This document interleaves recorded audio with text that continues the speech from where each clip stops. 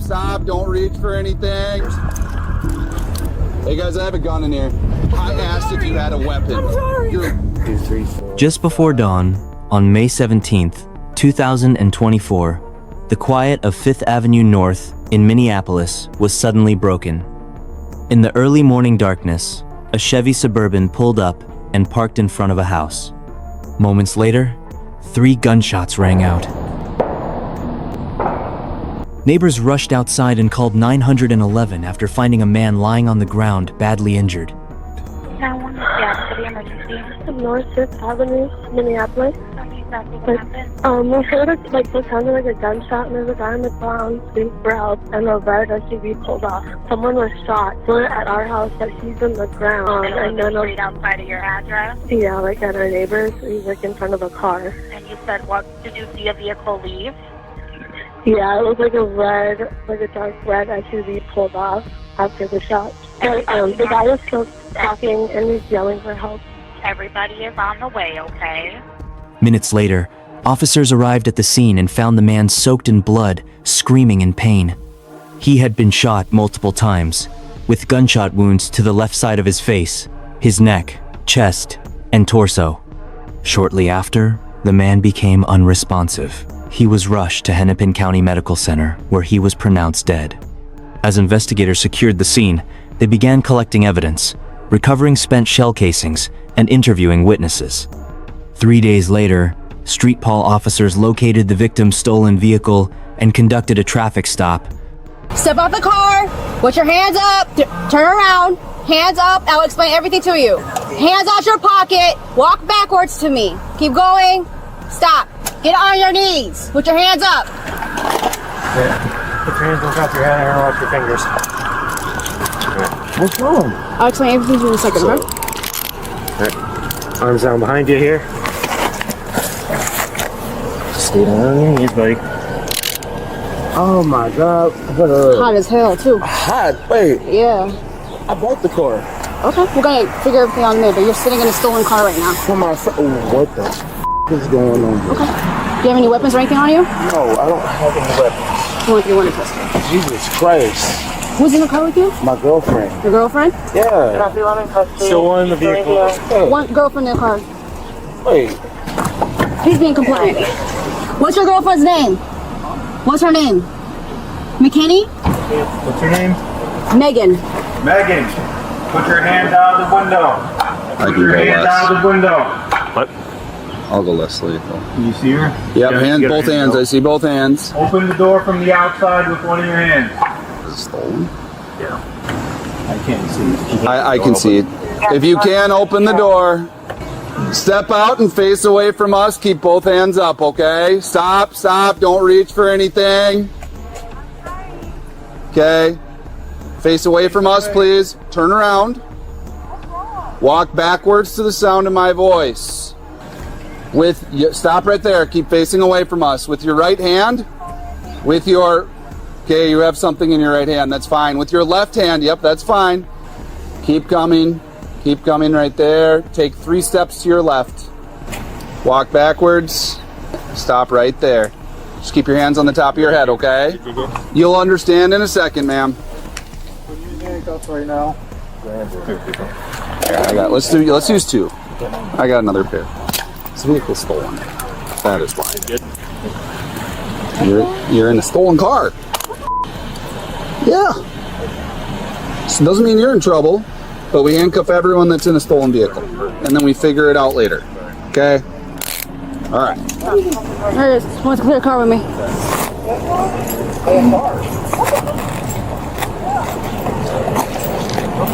Clear. I got a meth pipe. Vehicle's clear. What are you doing? Do you have anything illegal on your person? Any weapons? No. Okay. I'm gonna unclip this. All right? I don't even know. Yeah, it's okay. We'll get it all figured out. Is there anything illegal in here? Drugs? No. Okay. Who is he to you? My boyfriend. Boyfriend? Yes. Do you know where he got this car? One of his friends. He said that he could use it because we were stealing it. Okay. Face the window for us. So right now we're just doing a full search of you. A-firm. Hey guys, I have a gun in here. Very unhappy with you. I asked if you had a weapon. I'm sorry. You're lucky that you didn't reach in that purse. You would have gotten shot. I wasn't going to. It's her purse, her gun now. She can catch the charges for that. She's got a gun in her purse? Yeah. I asked her if she had any weapons. Nope. There's gun right in there. Any casings near the vehicle? Sorry. Afterwards, I'll read you your Miranda rights, alright?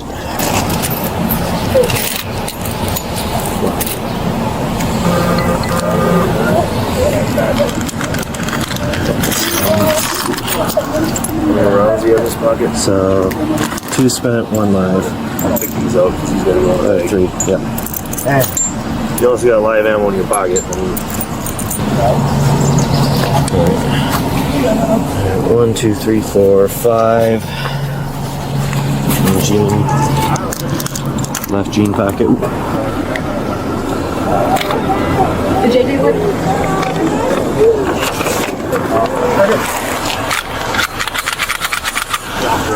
This one? Did they take photos of it yet? No, we haven't. Finding 2 occupants inside. Authorities later identified the 2 suspects in the shooting as Vernon Serhi Archie, the man who shot and killed 28-year-old Devonte Jovan Adams, and his girlfriend, Megan Renee Cargala. Using a dating app, they lured Adams to the area, planning to steal his vehicle and flee the scene. After the traffic stop, Megan was arrested and charged with carrying a pistol without a permit, a gross misdemeanor. She made an initial court appearance and was released from jail without bail. After her release, investigators spoke with her about the case. We're here just to have a conversation. You can walk out of here anytime you want, okay? What is there to talk about? Well, I think there are several things that happened this weekend and leading up into the weekend. And then we know that Vernon and you were, involved in a lot of stuff. So where do you want to start?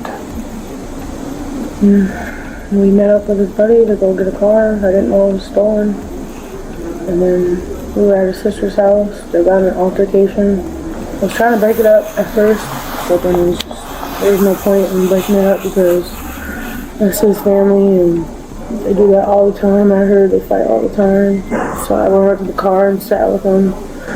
Then his sister's boyfriend or husband or whatever came out and he was driving recklessly and was about to hurt himself or somebody else, and so Vernon shot some fires out the no, not at anybody, but it was just out the window. I think it was like 3 times. And then we went and rode away because we heard the sirens, and then that's when we got pulled over or stopped or whatever. In St. Paul? Yeah. Oh, sorry. It's okay.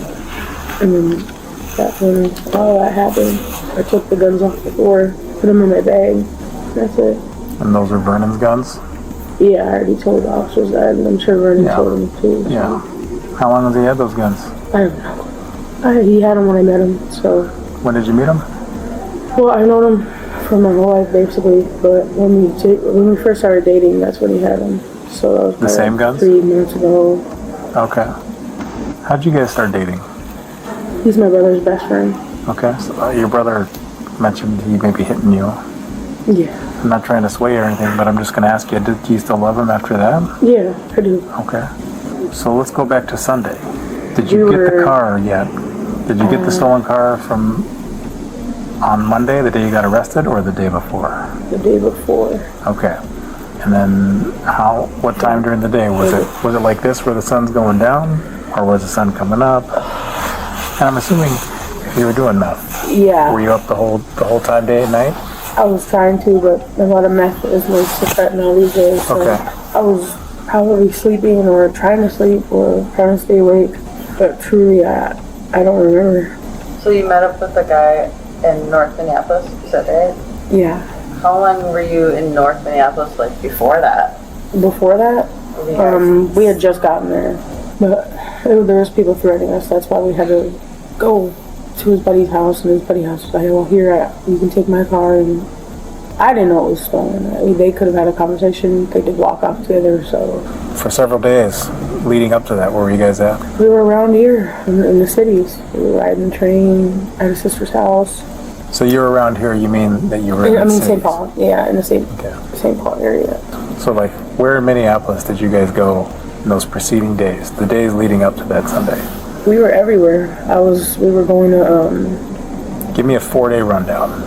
oh my gosh, that's a lot. We basically just stay up all night and all day. And if we do come out here, it's for like food or to go meet with his buddy out there over wherever he lives at. I think you told the St. Paul cops you don't want to go down for Vernon, right? No. Meaning his guns, but that's too late. I already have that on my record now, so. Well, I mean, I just possess them at the moment. You know why? I'm wondering, well, just looking at what you told the St. Paul officer, he told you to grab those guns as you guys were getting arrested? No, they were in the middle of the seat. I just grabbed them because I didn't want him to go down for anything more than he was already going to go down for. Because I knew that once they pulled the car over, that I knew immediately, like, that's not his car. That's not somebody's car that they know or he knew. So I just knew at that moment I had to do something. So I just picked them up and I put them in my stuff. Were they at all thinking, like, since you had the gun, that you were the one firing shots? Or no. I don't know why, but for some reason they knew Vernon did it. Because they didn't even ask me if I fired them at all.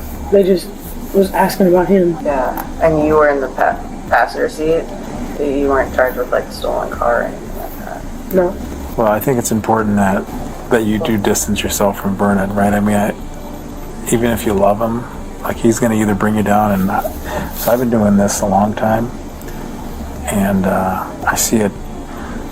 I could see your future going a couple ways, outside of the drugs, right, and outside of being killed by somebody else. He's violent towards you, right? But I think what's even a bigger pressing matter is the gun stuff, right? Like, you've seen how many people have been getting shot and killed lately these days, and the county attorneys, the prosecutors, they don't want anything to do with it, right? They're starting to put people away for those, okay? And we know that there's other events outside of what you spoke about involving Vernon, and involving Vernon's guns, and involving you. And I think you need to talk about them. And we're going to have to talk about what Vernon did too. I don't want to talk anymore. I think that's a natural response, that you don't want to talk about it because it's very difficult to talk about. We just don't want to see you, like you said, going down for someone else. Something someone else did.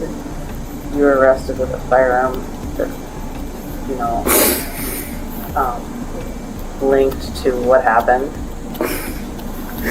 So that kind of puts you in a difficult situation, Now, there's a Ring camera on every single house these days. You probably looked up and saw them, right? And people could distinguish you with bright colors, especially bright colors on your shorts. That's not going to go well, right? It's already not going to go well for Vernon, but this is your opportunity to talk to us, okay? So this is kind of like your last chance to talk to us. What do you want to know? We want to know what happened that morning. It wasn't that day that it happened. I know. How about Friday morning, the 17th, 3 days before you got arrested, and we'll talk about another vehicle, right? Can I at least call up a cigarette? Can we, like, take this outside or something? Yeah, sure.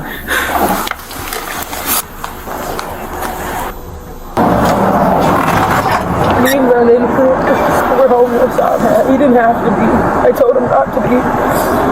I told him to just go home and I'll figure it out myself. But he said, no, we're going to figure this out. And his buddy, he told us, like, how to get stolen cars and how to do all that stuff. We were desperate. We didn't have nothing. I'm telling you, like, not even a penny, not even anything, nothing to drink or nothing to eat. So I went on my phone and there was this guy who was trying to have sex with me for whatever. Vernon was like, this is the one. He probably has a car. He's gonna pull up and then we can just do whatever. So we had the guy pull up. I sent him an address. Just a random address. What was the address? Somewhere on 5th Street, 5th Avenue or something.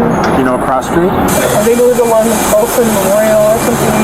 We had him come there, and I didn't think it was gonna go the way it did. I just wanted something. Like, I have nothing. My kid, she's in a whole other state. My family doesn't care about me. So I needed something to just hold on to. So we had the guy come there, and I bring him around the corner, and then we told him to give him the keys, and he started running, and then that's when Vernon started running, and he ended up shooting him a few times. And then I went over there and I told him no, not move with the small gun. I told him don't move. I just pointed it at him. I didn't do nothing to him. Is that the 380? Were you the small gun? Is that the 380? Yeah. I just held it at him. I told him don't move. What did he say? He didn't say anything. He said I won't move. Okay. And I didn't want to hurt him. I did it, and Vernon didn't want to either. He told me afterwards he felt bad. He didn't even want to do it. I saw him like choking on his blood. And at that point, I knew we f***ed up bad because I even told Vernon there was cameras in the area and that we shouldn't have did it in general. Because I was telling him before it even happened, like we should just stop. We should just give up and go. We should just leave. But he didn't want to give up. He just didn't want to stop. And I'm like, I guess. Let's just do it. I just gave up. That's what happened. We took his car and we left. Okay. What did this guy look like? He was black, he had dreads. I'm sure if you looked close enough on the thing, you could probably like see. How many times had you seen him? Just that one time. I mean, as far as the profile, like, how was he reaching out to you to have sex? A dating site called Tag. Tag? He wouldn't stop texting me. Did you say he stole his car? Who was driving then, or who had the keys, or how did you guys get the keys, I guess? Vernon did. I just helped him keep the guy on the ground so he didn't hurt anybody, like myself. By physically restraining him, or by holding your gun on him? I just pointed at him. I told him don't move, and he didn't move. And then when we grabbed him and everything, we just left. So Vernon took his keys there, through his pockets? No, it was on the ground. We both knew we made a mistake when it happened, after it happened. I didn't want anybody to get hurt. I just needed something. I don't have nothing out here. Where did you guys go after? We went up to St. Paul, I think. Did you guys, you or Vernon after kind of like follow up, look online to see what happened, or see I did, yeah. I was looking on the police scanner. I was looking on the news, and I was looking at all of it. We were both like terrified of what happened. What did you guys find out from looking online? We didn't find anything. Okay. That's why I was scared, because if he didn't go to the hospital or anything, then he probably was like looking for us. And I know it did because I heard it saying you're being recorded. And I knew it was a bad idea. I told him it wasn't a good idea. I near begged him to just stop so we could just leave. I didn't even care if we didn't have anything at that point. I knew something bad was going to happen. And in all honesty, you were there, okay? You can't avoid this, right? So we're doing you a solid. What's the charge going to be? The county has to determine that, okay? When we sat down here, I said you could, tell the truth or you could omit it, right? This is going to go a long way for down the road when everybody looks at this case. So they're seeing that you're remorseful about what happened. And that's a huge step, okay? How do you feel now that you've talked about it? Do you feel better? I'm just worried about Vernon, that's all. Okay. He was there for me when nobody else was. How old are you? I'm 23. Okay. I'm about double your age, okay? And I gotta tell you that there are a lot of loves in life, and you're gonna meet them, but everything's gonna pass by in life, okay? Some of the good things that you got, they're gonna be gone. Some of the bad things in life that are right now, that's gonna be gone, okay? Life's gonna move forward. all right?